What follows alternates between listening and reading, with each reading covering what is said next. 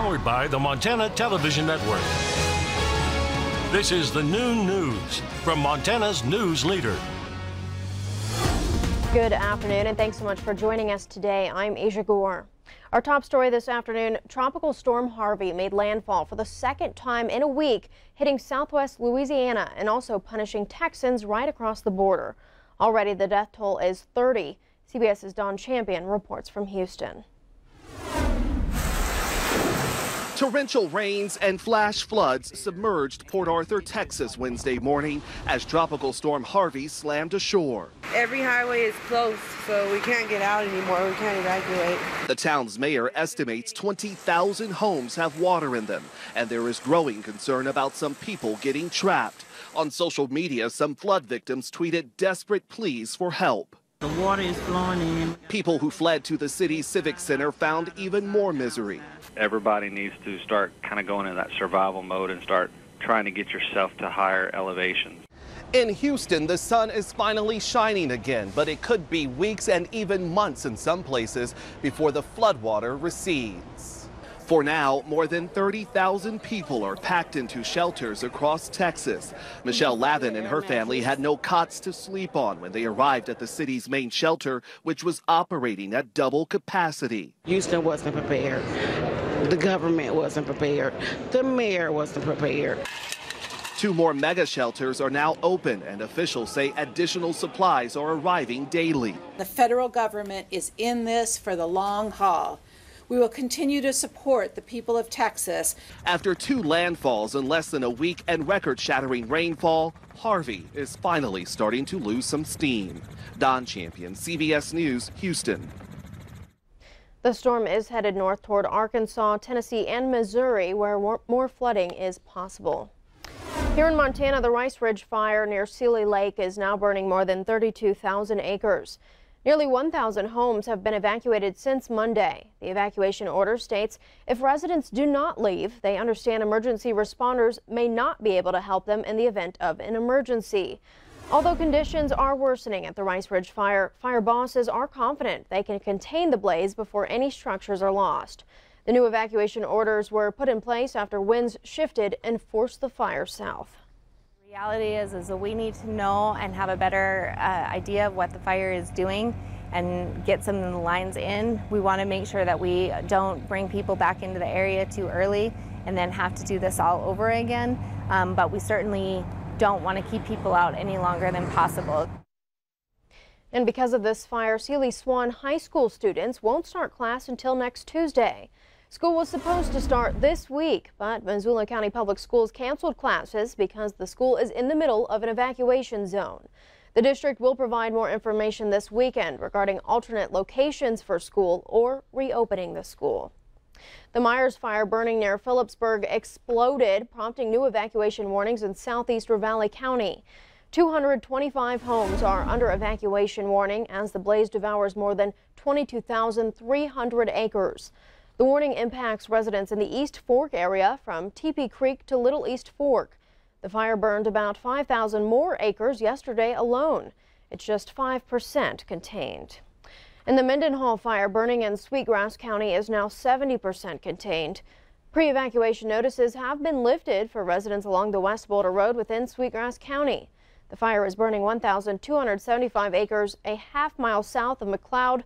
Its cause is under investigation.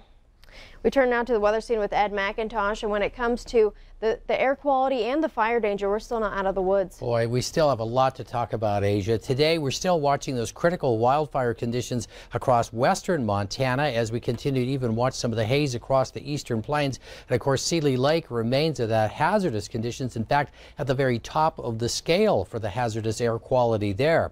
In addition, we have low humidity across all of the region for today. The temperatures are warming up much as we've seen, and the winds starting to increase across eastern Montana. And a wave of moisture and wind will move across the western portion of the state as well. And for that reason, we have widespread fire weather warnings and weather watches into effect. More coming up on that in a few minutes. Thanks, Ed. We'll check back in. We go to court news now. The man accused of a fatal stabbing last month in East Glacier denies the charges. William Arocha Jr. pleaded not guilty to second-degree murder at his Tuesday arraignment in U.S. District Court in Great Falls. Arocha is accused in the murder of Shane LaPlante. Witnesses tell MTN News LaPlante was stabbed during a wedding party near the Bear Track store. No further details were released in court documents. Arocha is out on bond. A former law enforcement officer with the Bureau of Indian Affairs allegedly threatened to arrest a woman if she didn't have sex with him. Dana Bullcoming appeared in U.S. District Court in Billings on Tuesday. He's charged with deprivation of rights under the color of law and 2 counts of making a false statement to a federal officer. According to the indictment, Bullcoming was a BIA officer in Lame Deer in October of 2015 when the crimes took place. Bullcoming allegedly coerced a woman into having sex with him by threatening to arrest her if she refused. When he was later questioned by investigators, Bullcoming reportedly lied, saying he never had sex with the woman. Bullcoming is not in custody. A Superior woman is dead following a rollover crash on Interstate 90 in Mineral County. The crash happened Tuesday morning near Tarkio.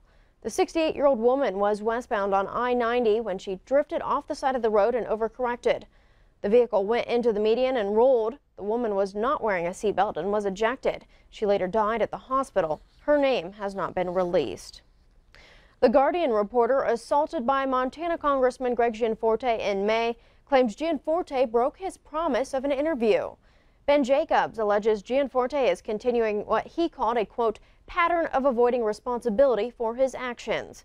In addition to denying him an interview, Jacobs said on Twitter that Gianforte failed to take responsibility for the assault when he tried to avoid a guilty plea and a booking photo.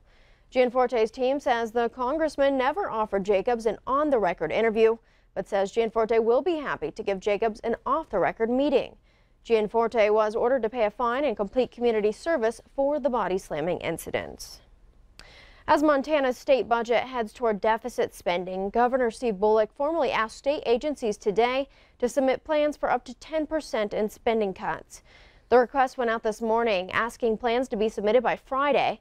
The cuts could be implemented as soon as this year.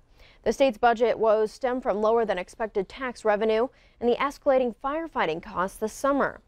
Budget Director Dan Villa also says uncertainty over tax and spending policies in Washington, D.C. is affecting state tax revenue. The governor has authority to cut certain budgets up to 10% to avoid deficit spending. Any cuts beyond that amount would have to be approved by the legislature in a special session. The cuts will affect most state agencies in the university system, but not state funding for public schools. The legislature and judicial branch are legally exempt from the cuts, but Bullock is asking them to voluntarily comply.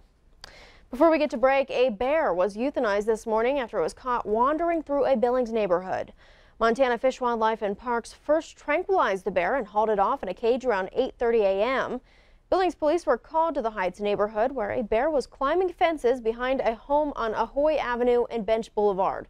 The bear was shot with a tranquilizer dart, then climbed a tree in the backyard before falling to the ground.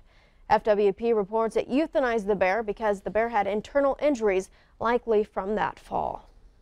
Straight ahead on the noon news, a teenage gunman carries out a deadly shooting spree in a New Mexico library. Details when we come back. But first, Ed has a look at our weather forecast. Stay with us.